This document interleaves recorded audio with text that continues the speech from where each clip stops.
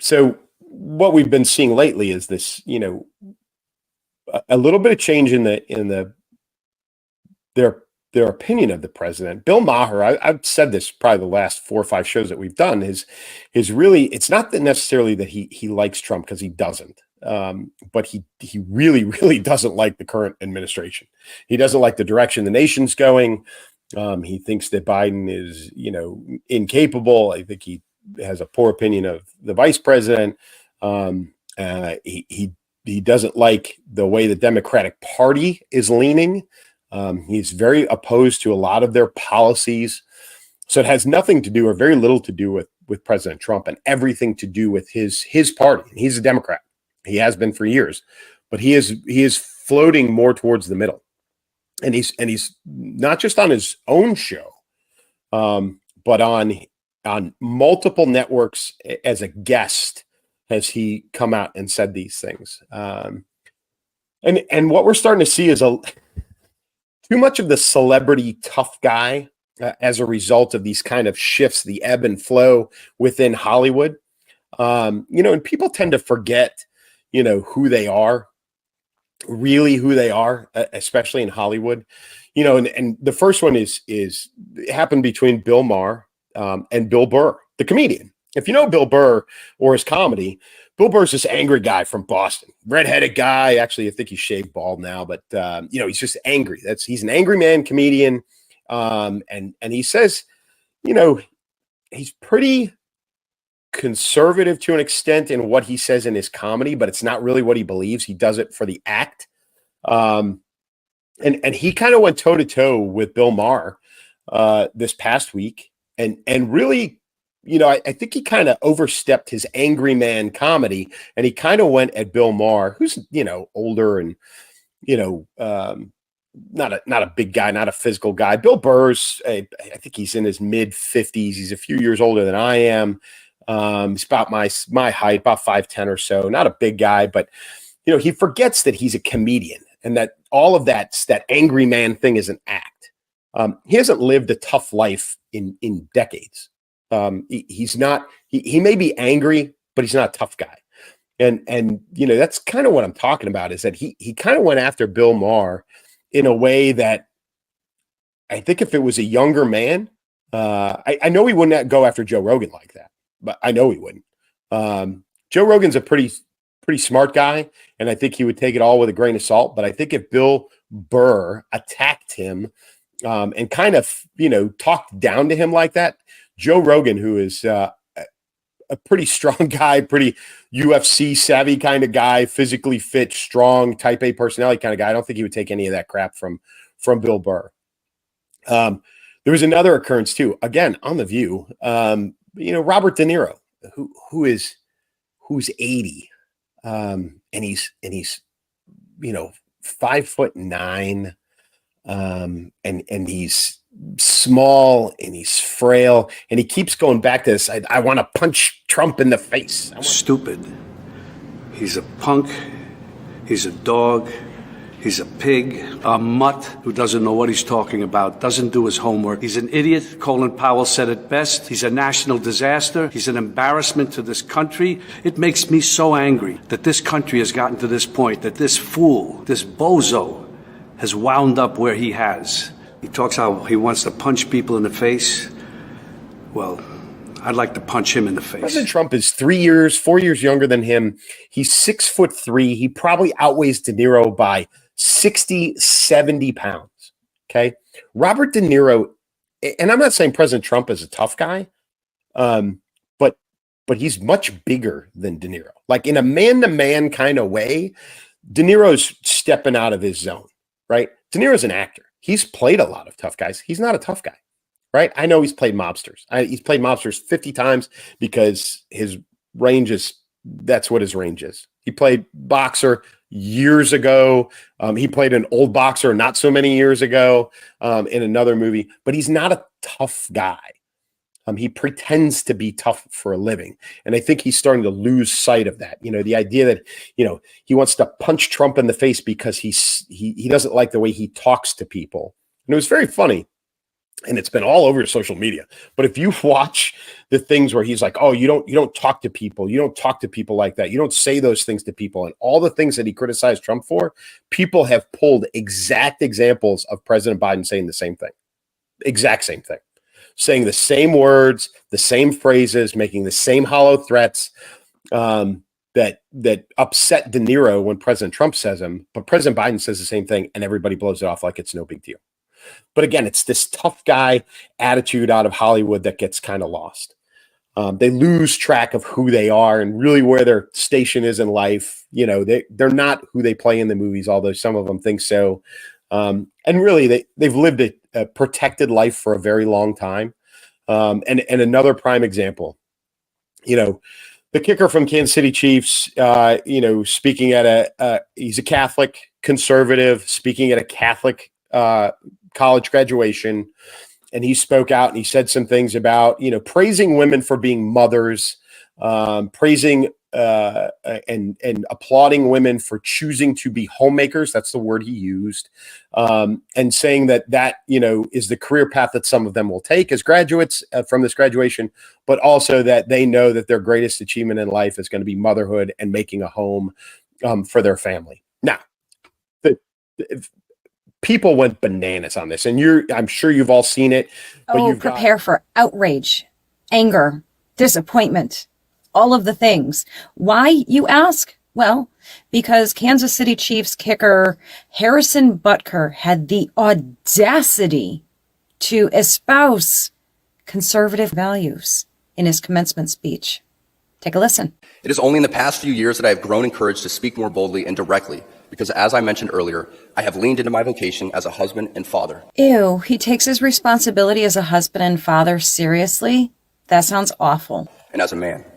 Clearly transphobic. To the gentleman here today, part of what plagues our society is this lie that has been told to you that men are not necessary in the home or in our communities. How dare he suggest that men are necessary? Ugh. As men, we set the tone of the culture. And when that is absent, disorder, dysfunction, and chaos set in. What a misogynist, right? This absence of men in the home is what plays a large role in the violence we see all around the nation.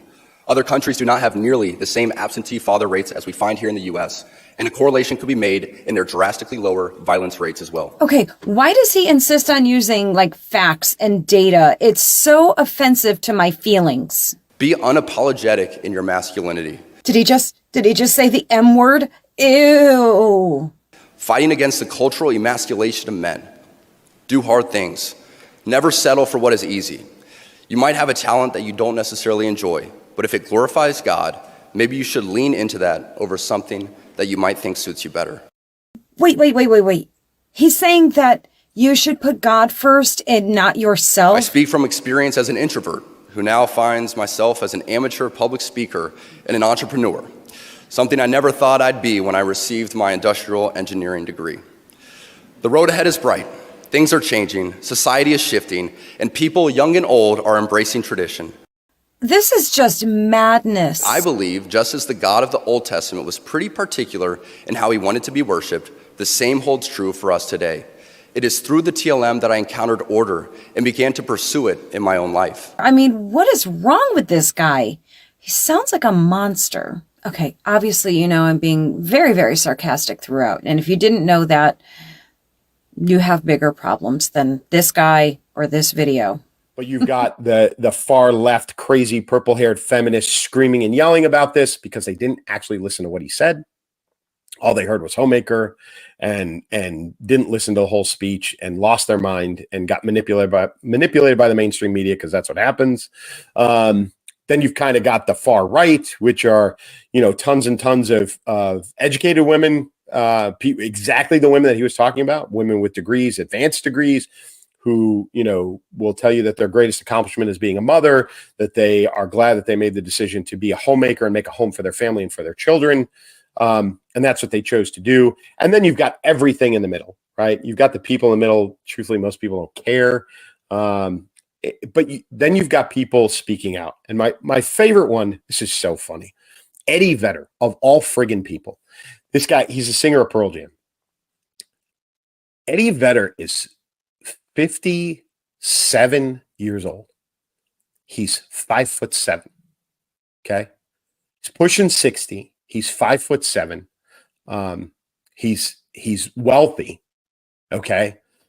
He's wealthy. And truthfully, he's not like, you don't see Eddie Vedder out there pumping iron and being fit and doing all this other stuff.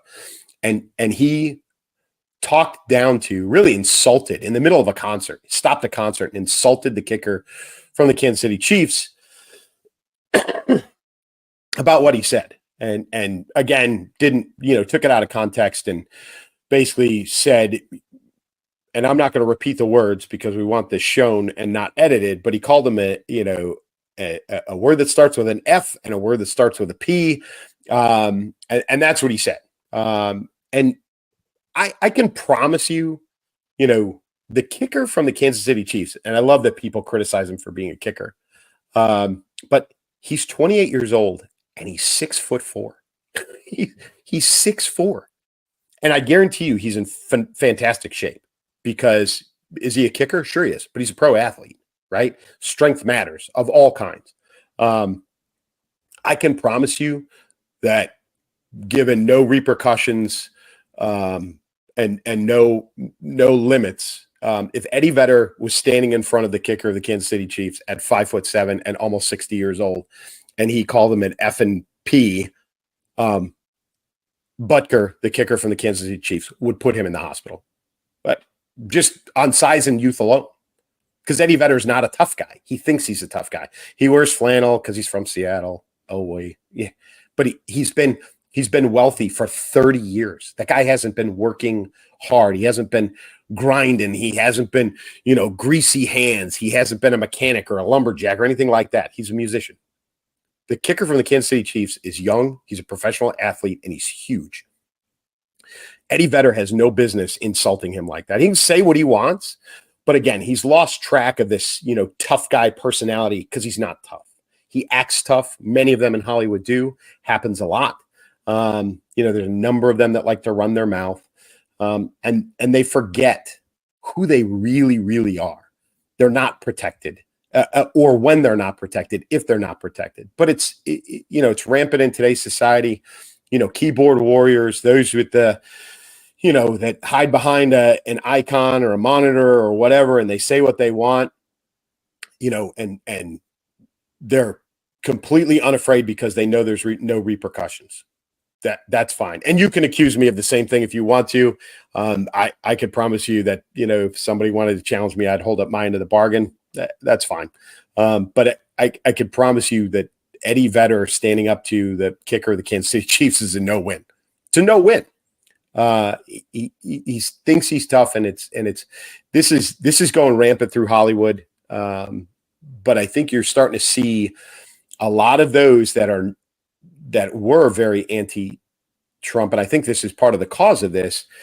Part of the, you're seeing a crowd of folks who were liberal, Democrat, anti-Trump for the longest time, and they're starting to see that their party is failing them. It's an embarrassment. President Biden is an embarrassment. Michael Rappaport's a prime example. That guy tromped up and down the streets of New York for 4 years, insulting Trump, dropping F-bombs, walking with his cell phone, filming himself, insulting Trump, threatening to punch him, to beat him, to do all this other stuff. And he's turned too. He's turned away from Biden. He says it's horrible. He says the administration's terrible.